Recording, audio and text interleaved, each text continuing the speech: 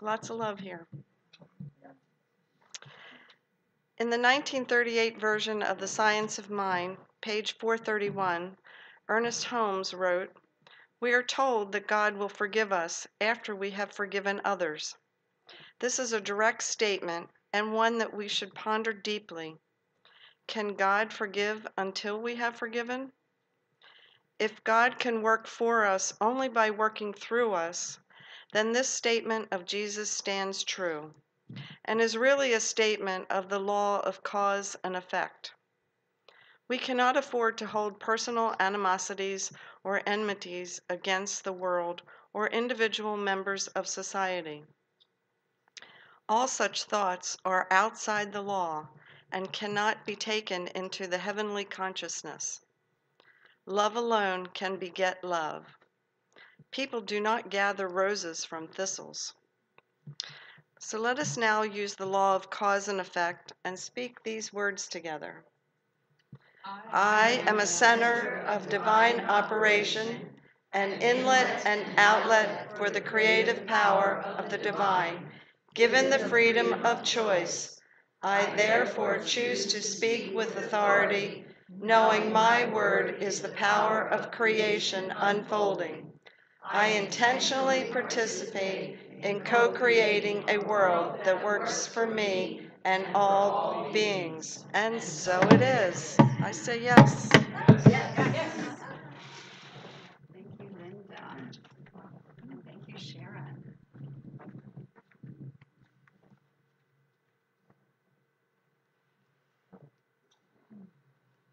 So in 2015, only 4 short years ago,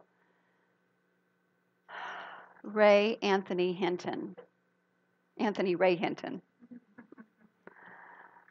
walked out of an Alabama prison, a free man, after having spent 30 years in solitary confinement for a crime that he did not commit. A crime for which he was proven innocent. There was evidence proving his innocence from the very beginning.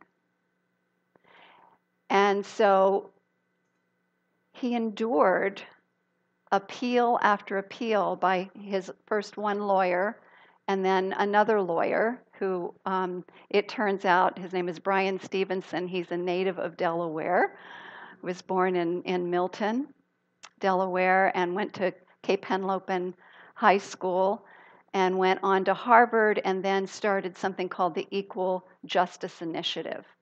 So when about halfway through the prison term, when he came on board with all of his fellow lawyers, it still took another 14 years before he was able to get it, appeal after appeal, until he was able to get it to the U.S. Supreme Court, who, when the evidence was presented, they realized that there were no charges. And then the Alabama court, interestingly enough, retried it and said he was innocent. So he walked out a free man after 30 years, though.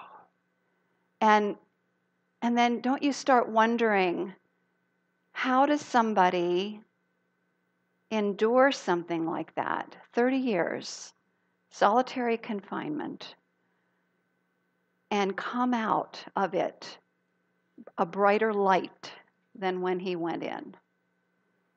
And we've seen that with other people, haven't we? Like Nelson Mandela and others. There are others who have been through atrocities and horrendous situations and yet come out with not only their light intact, but maybe even shining more brightly.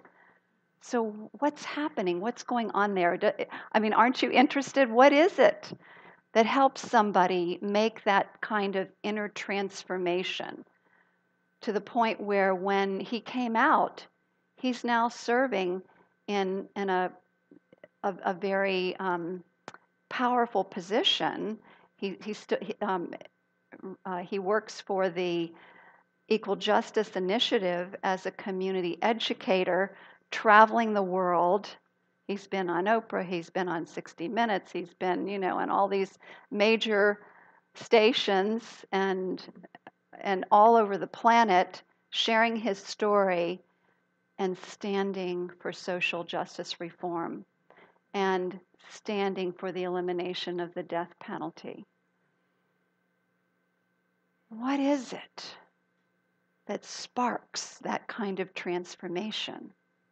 Well, last week we looked at the power of choice, that there was a moment when this man, Hinton, realized that he could choose. He could choose anger and despair and hatred and misery, and he could choose giving up, or he could choose life.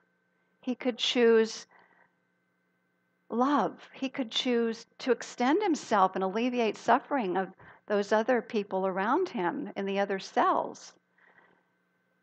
And at that point of choice, he chose love. He chose life. He chose to be a beneficial presence. He chose to be in service. He chose to continue to work on his own consciousness with prayer.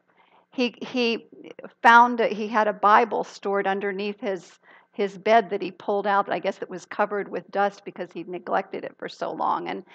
And he began to read biblical verses that inspired him. And so today, what I want to do is not only readdress this idea of choice, because this is something that we all have. We have choice. Whenever we think that we're miserable and we don't have any choice, let us remind ourselves, yes, I do have choice. If Anthony Ray Hinton can choose life in those horrendous conditions, I can choose life. I can choose love. I can choose a better way. I can choose to be a beneficial presence. That's what I remind myself of. So there's choice.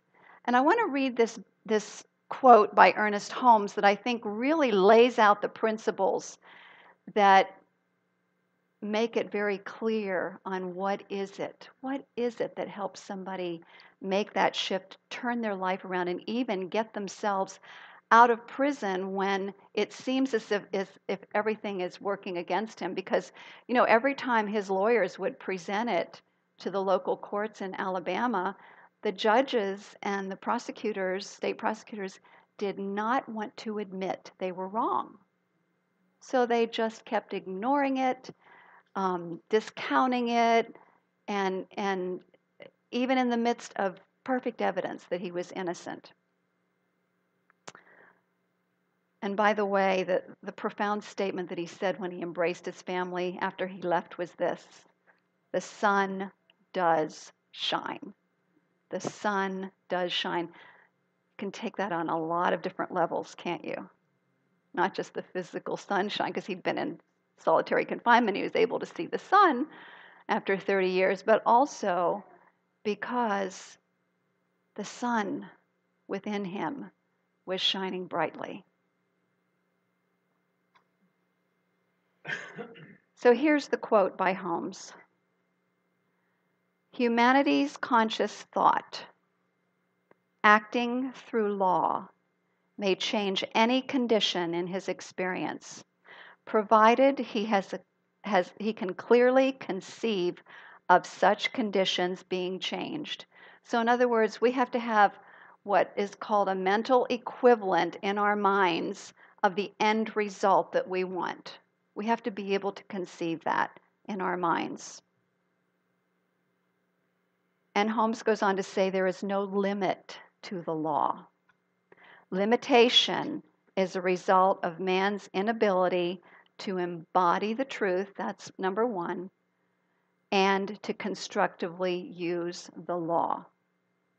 Man has at his disposal a power that is limitless, and this is because he is one with the whole of God, the whole of the universal mind of God, and the love of God. So these principles then today I want to focus on embodying the truth, because that's essential, that we embody the truth, and that we constructively use the law. So how is this revealed through Hinton's life? This is what I'm interested in. And how can we apply this to our own lives? Because that's what we're interested in too, right? Is how can I apply this same principle to my life? If this says that any condition can be changed, any condition, then there's some really important information here. Embodying the truth, constructively using the law. So Anthony Ray Hinton embodied the truth by choosing love. This is what he said. Everything I realized is a choice, and spending your days waiting to die is no way to live. Despair is a choice, hatred is a choice, anger is a choice. I still had choices. That knowledge rocked me. Do you see there was an earth-shaking awareness that took place there? I have choice. He said, I was born with the same gift from God that we are all born with, the impulse to reach out and lessen the suffering of another human being. It was a gift, and we have a choice whether to use this gift or not. So by choosing to love and serve, he was choosing to use that gift that he was given. And what he did with that was not only reach out to his fellow inmates and comfort them and offer them support and guidance, he also reached out to the guards and the staff. And after a while, they let him come down to their lunchroom area, and they would go to him for advice and wisdom because he was cultivating this inner light. He was dedicated truly to being this presence of love. He also embodied the truth by forgiving.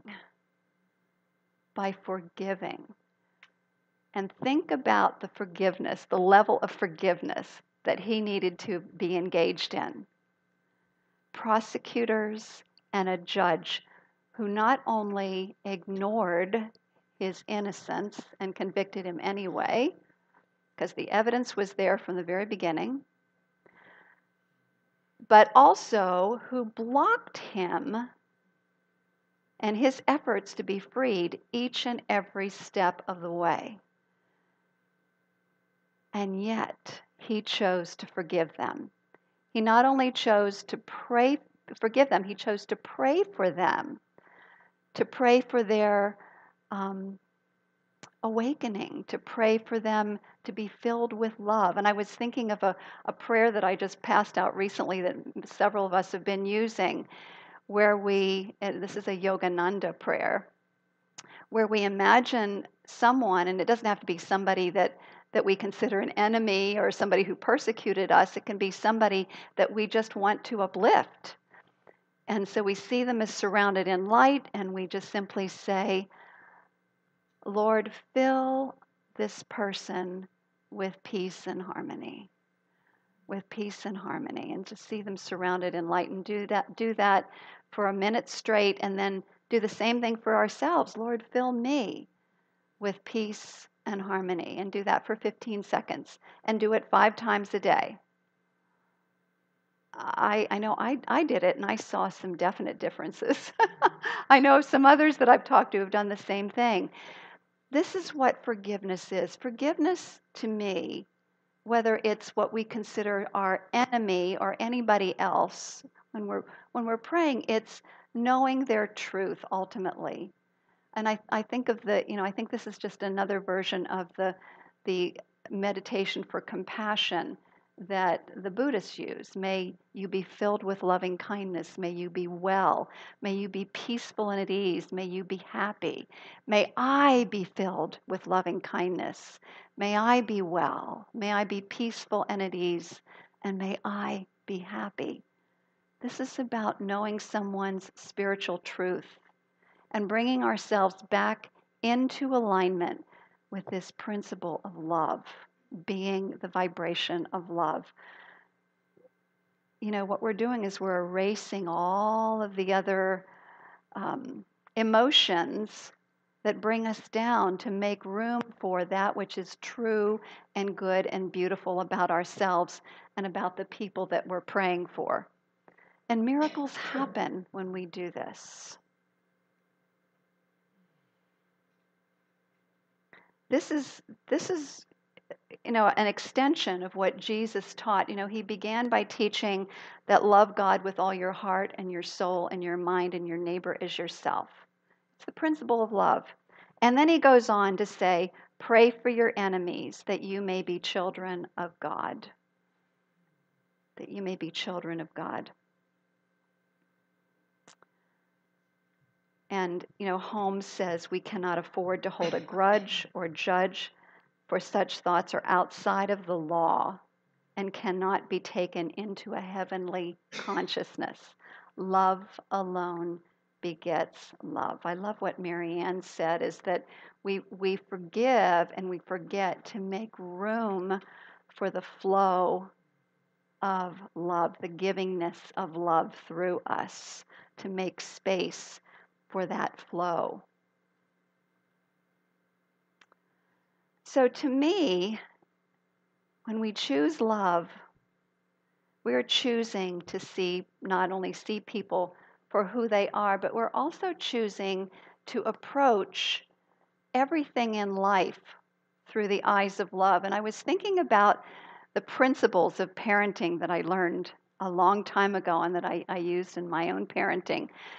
And it goes back to the idea of we want to raise responsible children who are tuned into their own inner wisdom, who understand the law of cause and effect, and therefore make wise choices. And so how do we do that? We do that not by punishing and being angry at them, and not that I did this perfectly, but I really endeavored to do this as best I could. And so along with punishment kind of assumes anger and revenge, and I'm going to get even with you. Whereas coming from love, we allow someone to experience natural consequences, right?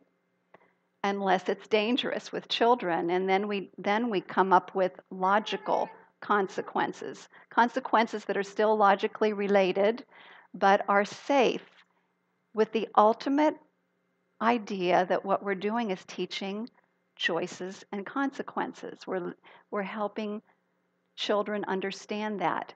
What if we applied that to our social justice system? And I know there are other countries that are doing that, who are rehabilitating those who have broken the law. I mean, yes, we want to give them consequences because we don't want to keep perpetuating something or having somebody bring harm to other people, but to do this in a very mindful and loving way. And it can be done. It's being done in other parts of the world. So I think this is the piece that sometimes people wonder about. Well, you know what? If I pray for my enemies and I pray that they be free and that they be this, that, and the other, well, shouldn't they still get some consequences for their choices? And the way that I look at this is, I have my part to play in society. Yes, we want to have some consequences to keep everybody else safe and also to rehabilitate the other person. And who knows, somebody may have such a conversion experience that they turn away from everything they've ever done and they become this amazing bright light who just makes profound changes in the world. And it's not up to me to decide how that's going to be.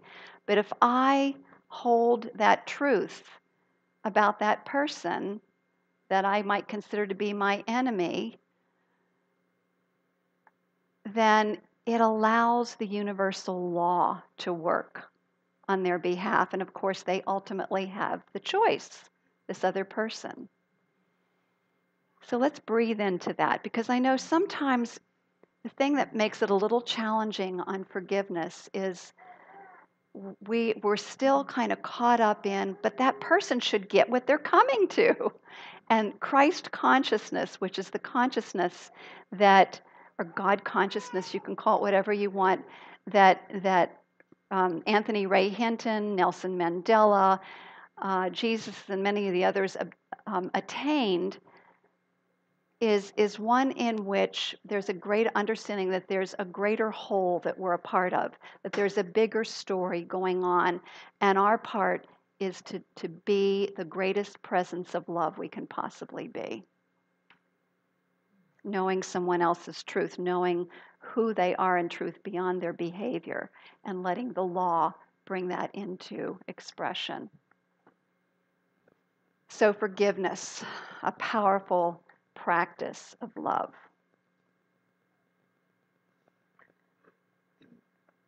Anthony Ray Hinton also constructively used the law. He caught a vision of himself, not only free, but a vision of himself in which he and the whole world knew that he was innocent. And obviously that's come into being. And he also used to mentally rehearse traveling the world and speaking out for what is right, which all came into being. He constructively used the law. He used the law not only to free himself, but to have his life be used for good, to still be in service.